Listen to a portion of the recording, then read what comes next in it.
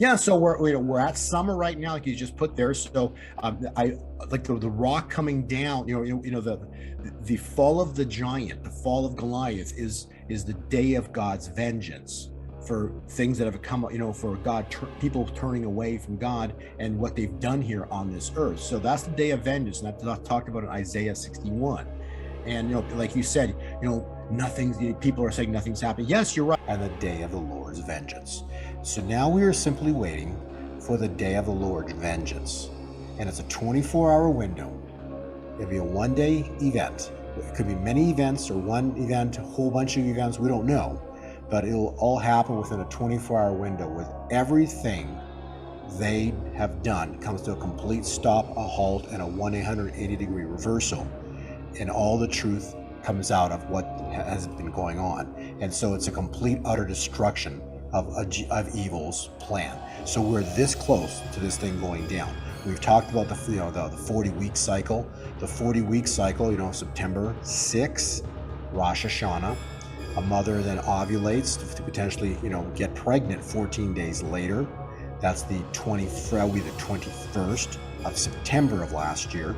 40 weeks from September of last year takes us precisely to June 21 of this year, just last week. And then 3 days later, Father, Son, Holy Spirit, on 3 days after June 21, with June 24, Roe v. Wade was overturned. And Roe v. Wade is foreshadowing now the other two things, okay? Remember, we said three powerful things in 71. Roe v. Wade was the linchpin. That's like the event that caused God to turn away from us and we turned away from God. So that's the number one event. The second thing is taking us off the gold standard with Nixon. And then the third thing is Klaus Schwab and the World Economic Forum. So we've got one of three about to be destroyed, okay? So all of three of these things blow up.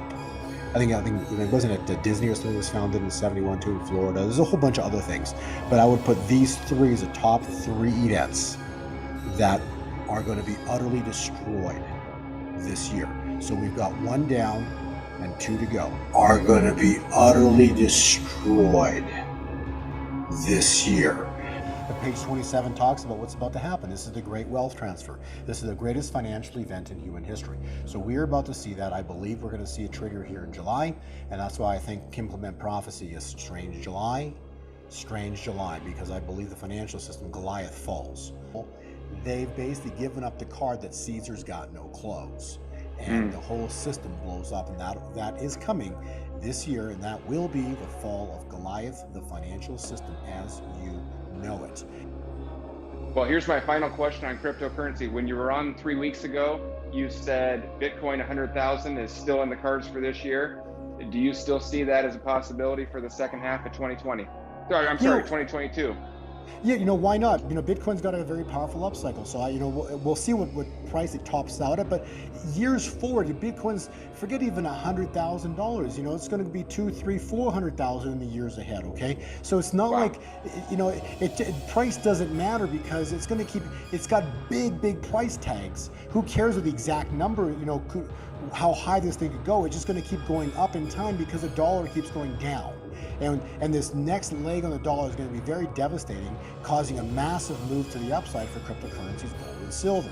And so what numbers hit? 100,000, probably easy.